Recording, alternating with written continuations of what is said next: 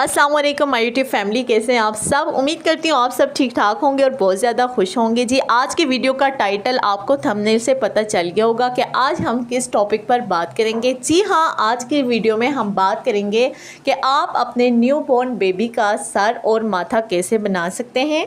अगर आपके बेबी का सर लंबा है या सर के बैक साइड से या साइड से उसकी हड्डी बाहर को निकली हुई है तो आप उसको कैसे अंदर कर सकते हैं, या उसका माथा बाहर को निकला हुआ है तो आप उसको कैसे अंदर कर सकते हैं।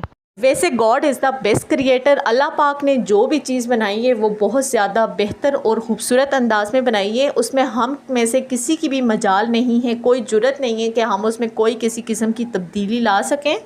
जैसा कि हम सबको अल्लाह पाक ने इस दुनिया में इमानत के तौर पर भेजा है और उस अमानत को साफ़ सुथरा रखना, उसकी देखभाल करना, उसको बनाना संवारना अल्लाह पाक ने हमारा ज़िम्मा लगाया है।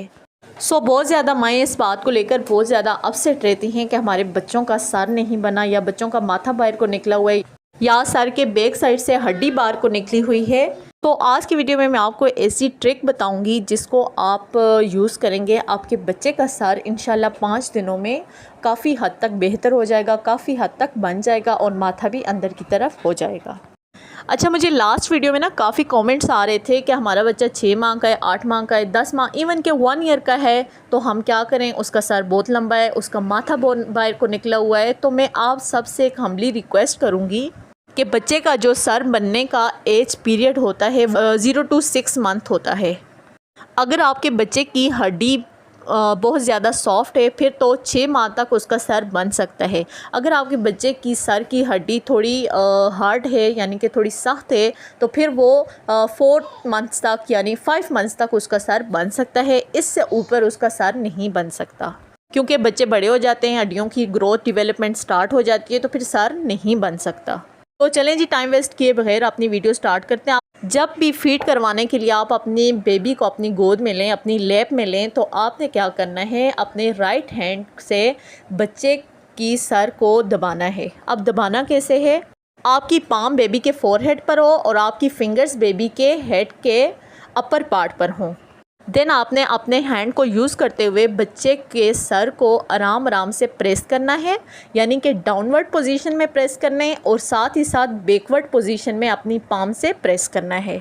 अपनी हथेली से बच्चे के माथे को अंदर की तरफ और अपनी फिंगर से बच्चे के सर को नीचे की तरफ।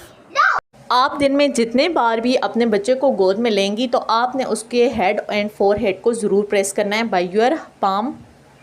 इससे आपके बच्चे का जितना लंबा सर होगा वो काफ़ी हद तक अंदर हो जाएगा। एंड सेकंड ये कि अपने बच्चे को आपने स्ट्रेट डालना है, लेकिन ये कि पास बैठना है, क्योंकि बाज़ बच्चे दूध निकालते हैं तो वो डेंजरस होता है।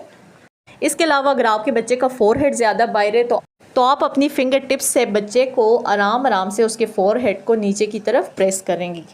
तो इंशाल्लाह आई होप कि आपके बच्चे का सर और माथा 5 दिन के अंदर बन जाएगा। लेकिन ये कि टाइम का बहुत ख्याल रखिएगा, ये नहीं कि आपका बच्चा साल का हो जाए और फिर आपको ख्याल आए कि बच्चे का सर और माथा भी बनाना है।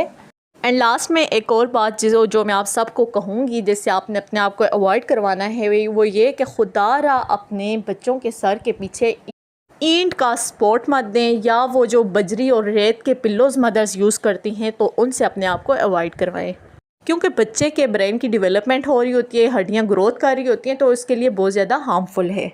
तो अगर आपने वो यूज़ करना है तो मैं ये कहूँगी उससे बेहतर है कि आप बच्चे का सर और माथा बनाएं ही ना। तो ये छोटी सी टिप थी जो मैंने आज आपको दी है कि पाम से अपने बच्चे के हेड को और फोरहेड को प्रेस करें, तो इंशाल्लाह आपके बच्चे का 5 दिन के अंदर सर बन जाएगा। अगर आपको वीडियो अच्छी लगी हो तो वीडियो को लाइक एंड शेयर ज़रूर कीजिएगा। कोई भी क्वेश्चन हो तो कॉमेंट में पूछिएगा। चैनल पर नए हैं तो सब्सक्राइब कीजिएगा। मिलते हैं नेक्स्ट वीडियो में, तब तक के लिए अल्लाह हाफिज़।